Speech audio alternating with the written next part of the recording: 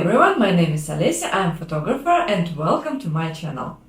Here I share stories about interesting photoshoots and photography tips. Today I will talk about a photoshoot with a girl in the guise of a statue. A long time ago I saw similar photos taken in St. Petersburg and they greatly impressed me.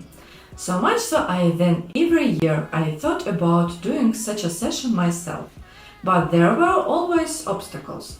Either I didn't know how to do it technically, or I simply didn't have the time. Last year I finally found the time and started to think about implementing this idea. Let's start with the location. The place for such a session had to have columns and some kind of old building, but at the same time it should not be in the city center.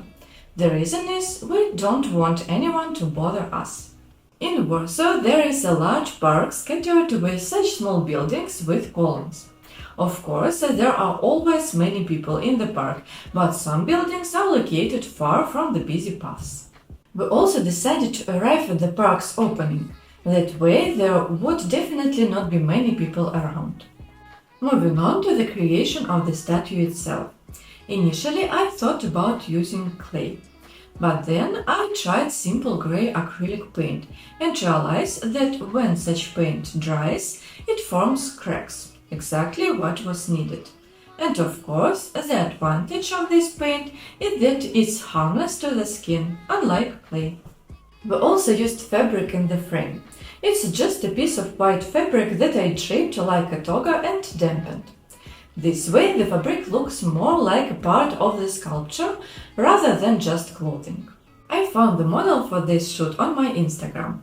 I simply posted a story about wanting to conduct a creative session that would be somewhat challenging but ultimately beautiful.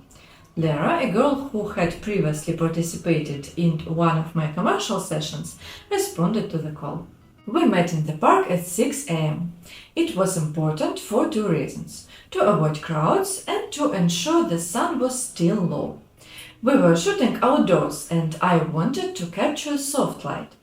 This type of light is available at sunset or at sunrise. Unfortunately, it was still quite cold at that time, but Lara bravely endured all the challenges. We immediately wrapped the model in the fabric as a toga and added a blanket for warmth while I painted her.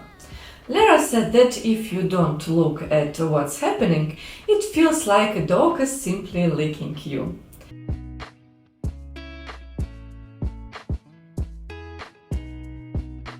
The painting took about 10 minutes and one tube of paint, but I would recommend having two.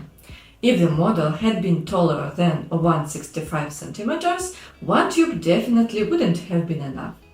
The photo session itself took about 20 minutes.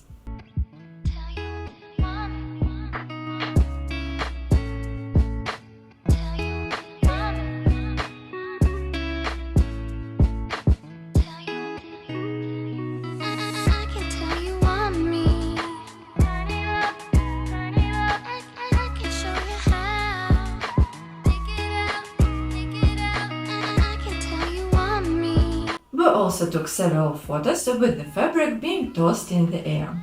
It turned out that the fabric on the model and the fabric we were tossing were different colors.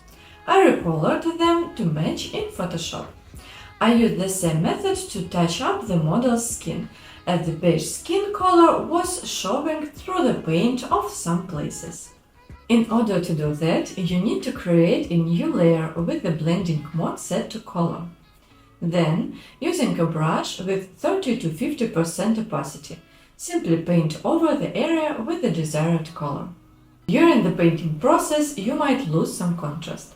To fix this, right-click on the color layer and select Mask All Objects. You will see two masks.